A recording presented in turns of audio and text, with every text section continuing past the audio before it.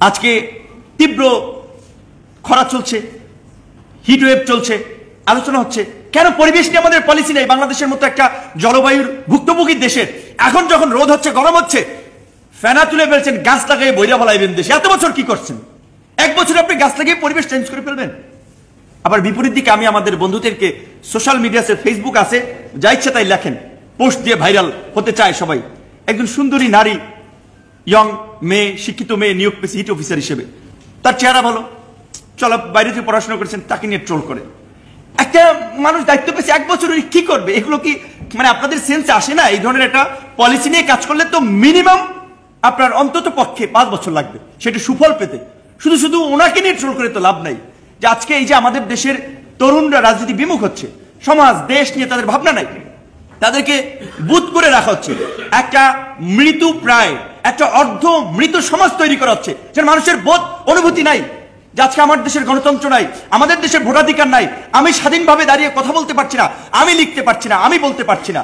আমাদের দেশের তরুণরা কিছু ইউটিউবে, ফেসবুকে কিভাবে ভাইরাল হওয়া যায়, ফুড ব্লগিং করে, তারপর ধরেন মা বাপকে নিয়ে শপিং এ যায়, কেনাকাটা করতে যায়, সেগুলো নিয়ে ভিডিও করে, ঘরের মধ্যে কি বলবেন আসবাবপত্র নাড়াচাড়া করে, ওইগুলো নিয়ে ব্লগ করে, ব্লগ। কিন্তু দেশ নিয়ে তাদের ভাবনা নাই, সমাজ নিয়ে তাদের ভাবনা নাই।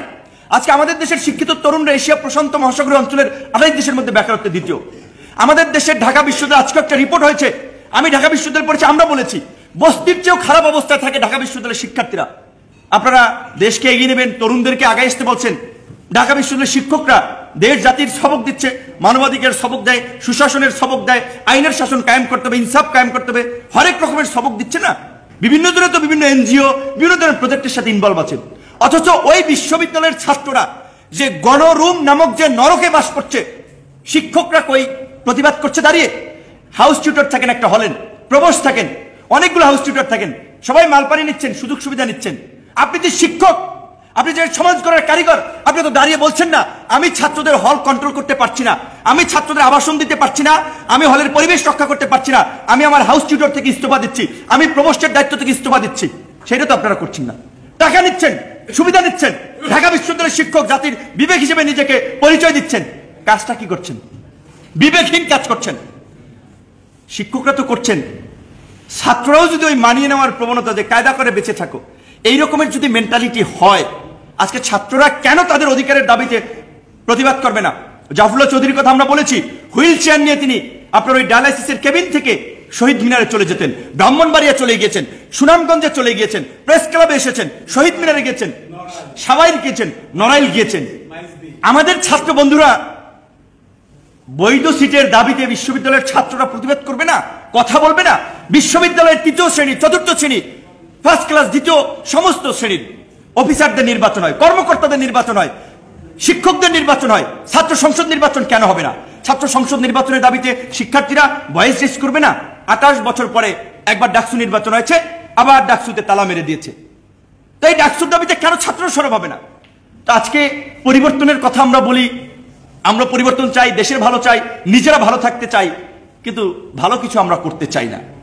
তাই জাফরুল্লাহ চৌধুরীকে যারা অনুসরণ করেন, ওন করেন, তাকে যারা প্রকৃত অর্থে সেই ধরনের একজন দেশপ্রেমিক, সমাজ সচেতন মানুষ মনে করেন, তাদের সেই কাজগুলো করতে হবে। এবং আমি আশাবাদী, আমি ওই নাগরিক মঞ্চের প্রোগ্রামে বলেছিলাম যে জাফরুল্লাহ চৌধুরী ছিলেন প্রকৃত একজন সাদা মনের মানুষ। তার মতো মানুষের জীবনী প্রত্যেকটা শ্রেণীতে পাঠ করা উচিত, যাতে জুনিয়র থেকে ছাত্ররা উদ্বুদ্ধ হয় যে একজন জাফরুল্লাহ হতে। আমার ওয়াইফ বলেছিল যে আমার ওই যে ছোট্ট মেয়ে এখানে এসেছে, তার ছবি একজন বিখ্যাত ব্যক্তির সাথে, একটা ভালো ব্যক্তির সাথে তোলার জন্য। তো আমি খুঁজে দেখলাম যে কার সাথে তাহলে আমার মেয়ের আদর্শিক মানুষ, অনুসরণীয়, অনুকরণীয়, যেন আমার বাচ্চা বড় হয়ে বলতে পারবে এই ব্যক্তি আমাদের মানে একজন মহৎ ব্যক্তি ছিলেন, তার সাথে একটা ছবি তুলে রাখবো। আমি খুঁজে দেখলাম যে সেটা খুঁজলে অনলি অন পাই জাফরুল্লাহ চৌধুরীকে। কিন্তু আফসোস যে এই আজকে স্মরণ সভায় এসেছে বাচ্চাটা, কিন্তু ওই তার সাথে একটা ছবি তোলার সুযোগ হয়নি। শেষ সময় তিনি অসুস্থ হয়ে পড়েছিলেন বা নানান রকমের জটিলতার কারণে। তো আমরা তার রুহের মাগফিরাত কামনা করি, আল্লাহ তাকে জান্নাতবাসী করুক, এবং তার যে প্রতিষ্ঠান গণস্বাস্থ্যের মাধ্যমে, আমাদের মাধ্যমে তিনি বেঁচে থাকবেন, সবাই তার জন্য দোয়া করবেন। আজকে